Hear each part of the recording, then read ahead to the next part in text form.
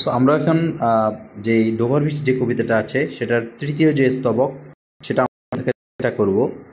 So তৃতীয় স্তবক থেকে মূলত আমাদের যেই জিনিসপত্র, যে কবিতার যে মূল বিষয়বস্তু সেটা মোটামুটি সেটা বলা শুরু হইতেছে। বাট মূল বিষয়বস্তু আমরা আরেকটা স্তবক পরেই পাইতে পারি। বাট এই স্তবকে কিন্তু মোটামুটি ওই জিনিসটা শুরু হওয়া মানে শুরু হয়েছে আমরা বলতে পারি। সেটা কিভাবে শুরু হয়েছে, সেটা একজন বিখ্যাত গ্রিক সাহিত্যিক, আমরা প্রাচীন গ্রিসের একজন বিখ্যাত সাহিত্যিক যার নাম হচ্ছে সফোক্লিস। সেই সফোক্লিসের তিনি একটা অ্যালিউজন টানার মাধ্যমে তিনি হচ্ছে এখানে বলছেন। আমাদের যে কবি ম্যাথিউ আর্নল্ড, তিনি সফোক্লিসের কথা এখানে উল্লেখ করছেন বা সফোক্লিসকে এখানে তিনি অ্যালিউড করছেন। সো আমরা একটু ওয়াইনগুলো দেখি। সফোক্লিস লং এগো, সফোক্লিসও অনেক আগে তিনি কি করেছেন, অনেক আগে তিনি যেটা করছেন সেটা হচ্ছে heard it on the Aegean and it brought. So heard it on the Aegean. So আমরা এই মানে দ্বিতীয় স্তবকে আমরা যেটা পড়েছি সেটা হচ্ছে আমরা অনেক অডিটরি শব্দ জিনিসপত্র শুনেছিলাম, অডিটরি অনেক সেন্স ইমেজারি আমরা দেখেছিলাম। সেই অডিটরি ইমেজারিগুলো যে কবি আমাদের ম্যাথিউ আর্নল্ড বা আমাদের যে স্পিকার তিনি এবং তার যে 7 লিসেনার আছে তারা দুজনেই শুনতে পাচ্ছেন। এবং তিনি এই তৃতীয় স্তবকে এসে বলছেন যে আমরা এখন যেভাবে করে নুড়ি পাথরের যে শব্দগুলো শুনতে পাচ্ছি বা যে অডিটরি জিনিসপত্রগুলো শুনতে পাচ্ছি সেগুলো কিন্তু অনেক দিন আগে সফোক্লিস, যিনি একজন গ্রিক আপনার রাইটার বা গ্রিক একজন লেখক, আমরা ওনাকে আমরা যেটা সম্ভবত উনি ড্রামাটাই লিখেছেন নাকি ড্রামাই লিখেছেন সম্ভবত, হ্যাঁ ড্রামাই লিখেছেন। সো আমরা জানি যে ইডিফাস রেক্স এটা হচ্ছে সফোক্লিসের একটা বিখ্যাত নাটক, আমরা এটা খুবই ভালো করেই জানি। সেখান থেকে আমরা জানি যে ইডিফাল কমপ্লেক্স ওই জিনিসগুলো আসছে। সো এনিওয়ে, সফোক্লিস সেই বিখ্যাত একজন গ্রিক রাইটার, তার কথাটা তিনি বলছেন আমরা এখন যেরকম শব্দ শুনতে পাচ্ছি এই যে ডোবার বিচের পাড়ে বসে, সেরকম ডোবার বিচে বসে বা ডোবার যে প্রণালী বা ডোবার যে সমুদ্রটা সেটার পাড়ে বসে, সেরকম এজিয়ান যে সমুদ্রটা আছে, এজিয়ান সমুদ্রটা আপনারা জানেন যে এটা হচ্ছে গ্রিস এবং তুরস্কের মাঝখানে একটা সমুদ্র বা একটা সি বা সমুদ্র। গ্রিস এবং তুরস্কের মাঝখানে আপনারা যদি ম্যাপে দেখেন এখনও কিন্তু এটার অস্তিত্ব আছে। সো এই যে এজিয়ান যে সমুদ্রটা আছে সেই সমুদ্রের পাড়ে বসেও মনে হয় যেন সফোক্লিস অনেক দিন আগে বসে তিনি শুনতে পাচ্ছেন। আমরা জানেন যে সফোক্লিস অনেক আগে এসেছিলেন সম্ভবত খ্রিস্টপূর্ব কালে, আর আমরা জানি ম্যাথিউ আর্নল্ড খুব আধুনিক যুগের একজন কবি। সো এক্ষেত্রে ম্যাথিউ আর্নল্ড হচ্ছে আমাদের পরবর্তী বা সাকসেসর। আমাদের এজিয়ান সাগরের তীরে বসে যে সফোক্লিস গ্রিসের, তিনি হচ্ছে আমাদের প্রিডিসেসর বলতে পারি আমরা, যদিও বলা যায় না। যাই হোক, তিনি আগে এসেছেন, ক্রনোলজিক্যালি তিনি আগে এসেছেন সফোক্লিস, আর পরে এসেছেন ম্যাথিউ আর্নল্ড। তাই ম্যাথিউ আর্নল্ড তিনি হচ্ছে সফোক্লিসের যেই অ্যালিউশনটা সেটা তিনি টানছেন এবং বলছেন যে তিনি হয়তো মনে করছেন আসলে কি এটা সফোক্লিস কি বসে শুনছিলেন কিনা সেটা আসলে মানে এটা ইতিহাসে তো আসলে ভালোভাবে বলা যায় না। এনিওয়ে, তিনি মনে করছেন বা তিনি যদি বসে থাকে তিনি তাও বলছেন ওটা যে সফোক্লিস এরকম এজিয়ান সাগরের তীরে বসে এরকম আমাদের মতো করে এরকম নুড়ি পাথরের শব্দ তিনিও শুনেছিলেন। সো আসলে তিনি কি এরকম নুড়ি পাথরের শব্দ শুনেছিলেন এক্স্যাক্টলি, নেভিটারে কি তিনি নুড়ি পাথরের শব্দ শুনেছিলেন কিনা সেটা আমরা এখন দেখব। সো সেটা আমরা এর পরমাইনে পাবো। And it brought into his mind the turbid ebb and flow.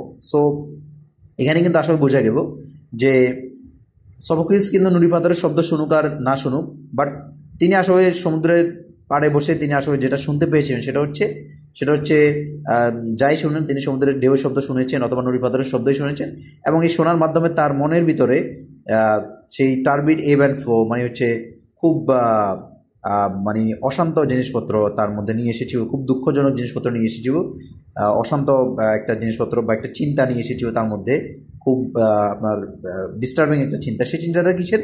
সেই চিন্তাটা হচ্ছে এরকম যে অব হিউম্যান মাইজারি, মানুষের যে দুর্দশার চিন্তা, ঠিক আছে না, যে মানুষজন এখন কি করছে, মানুষজন আসলে সত্য পথ থেকে দূরে সরে যাচ্ছে, মানুষজন দিন দিন অসৎ পথে চলে যাচ্ছে। ওই যে আপনার মানুষ যে মাইজারি, যে এখন এই মানুষগুলো যে খারাপ হয়ে যাচ্ছে, এদের আসলে আলটিমেট যে গন্তব্য সেটা কি, এদের তো ডেমনেশন ছাড়া এদের তো আসলে কোনো গতি নেই। সো এটা কিন্তু আজকে যেমন আমাদের বা আমরা ম্যাথিউ আর্নল্ড যেরকম বসে বসে তিনি এটা নিয়ে চিন্তা করছেন, সো এখানে কিন্তু আপনি দেখেন এখানে কিন্তু কবিতাটার মূল বিষয়ের কিন্তু একটা আপনার ইঙ্গিত দেওয়া আছে। কীরকম? যে কবিতাটা কিন্তু আসলে ডোবার বিষ নিয়ে কোনো কিছু না, বরং কবিতাটা হচ্ছে মানুষের যে মেজারি বা মানুষের যে দুঃখ দুর্দশা সেটা নিয়ে, মানে আমরা একটা ইঙ্গিত পাইতেছি। যদি আমরা দেখবো যে পরবর্তীতে এই মেজারিটাকে আরও স্পেসিফিকেশন করা হয়েছে, সেটা আসলে কোন জায়গায় সেটা আমরা পরের স্তবগুলোতে দেখবো। বাট এনিওয়ে, মানুষের যে মেজারি সেই মেজারিটা নিয়ে সোফোক্লিস যেরকম তিনি চিন্তা করেছিলেন, আমাদের ম্যাথিউ আর্নল্ড এরকম এখন চিন্তা করছেন। সো তারপর তিনি কি বলছেন দেখেন, we find also in the sound a thought, এবং তিনি বলছেন যে সোফোক্লিস যেরকম এই সমুদ্রের তীরে বসে একটা মানে এই শব্দগুলোর মাধ্যমে বা এই জিনিসটার মাধ্যমে একটা চিন্তা তার মধ্যে উদ্রেক হয়েছিল, তার মধ্যে চিন্তার উদ্রেক হয়েছিল, সেরকম একটা চিন্তার উদ্রেক কিন্তু আমাদের মধ্যে হয়েছে, এবং সেটা কিন্তু আমাদের মধ্যে সেমভাবেই হয়েছে। এবং সেটা কি, সেটা বলছেন তিনি যে hearing it by this distant northern sea. So বা মানে ব্যাপারটা হচ্ছে এরকম, এখন সফোক্লিস যেরকম তার মধ্যে একটা ভাবের উদয়টা হয়েছে বা চিন্তার উদ্রেক হয়েছে তাদের মধ্যে হয়েছে, বাট নর্দার্ন সি বলতে আসলে এখানে কি বুঝেছে? So hearing it by this not distant northern sea, by this বলতে এখানে বলতো ওই যে ডোবার বিচ যেটা, সেটাকে তিনি বুঝাইতেছেন, এবং ডোবার বিচের যে সমুদ্রটা আছে সেটাকে তিনি বোঝাচ্ছেন। বাট ডিস্ট্যান্ট নর্দার্ন সি বলতে নর্দার্ন আসলে কেন বলতেছেন বা উত্তরের দিকে কেন বলতেছেন? আপনি যদি একটু মানচিত্রে যদি একটু খেয়াল করে দেখেন তাহলে আপনি দেখবেন যে গ্রিস যে দেশটা আছে বা এজিয়ান সাগর যেখানে আছে, সেখান থেকে যেই আপনার এই ডোবার বিচটা বা ইংল্যান্ডটা সেটা কিন্তু একটু উত্তরের দিকে, ঠিক আছে না? সো এজিয়ান সাগরটা হচ্ছে একটু দক্ষিণ দিকে, আর আমাদের এই ডোবার বিচ বা ডোবার যেই স্ট্রেটটা আছে বা ওই সমুদ্র যেখানে আছে সেটা কিন্তু একটু উত্তরের দিকে। সো এই কারণে বলতেছে যে ওই যে ডোবার যে সমুদ্রটা বা দিস যে সমুদ্রটা সেটা হচ্ছে অনেক দূর, যে আপনার এজিয়ান সাগর থেকে অনেক দূরে, অনেক ডিস্টেন্সে আছে, অনেক দূরের, এবং সেটা নর্থে আছে বা নর্দার্নে আছে বা উত্তরের দিকে আছে। সো সেই উত্তরের দিকের এই সাগরটার তীরে বসে আমরাও সোফোক্লিসের মতো এই জিনিসটা শুনতে পাচ্ছি। সো এখানে মূলত তিনি বলতে পারতেন যে hearing it by Dover beach, তিনি না বলে তিনি বলছেন যে by this distant northern sea, মানে হচ্ছে কবি মানুষ তো এই কারণে আপনার ওই ডিরেক্টর তিনি বলে নাই, এখানে একটা মানে ঘুরে ঘেরায় তিনি এটা বলছেন, না হয় তার কবিতা হয় না। সো কাজেই এখানে ডিরেক্ট তিনি ডোবার বিচ বা ডোবার যে সমুদ্রটা সেটা না বলে সেখানে তিনি বলছেন যে কি this distant northern sea. So anyway, এটি হচ্ছে আমাদের মূল বৈশিষ্ট্য এই স্তবকটার, এবং এটা কিন্তু খুবই একটা গুরুত্বপূর্ণ স্তবক অ্যাভিজনের জন্য।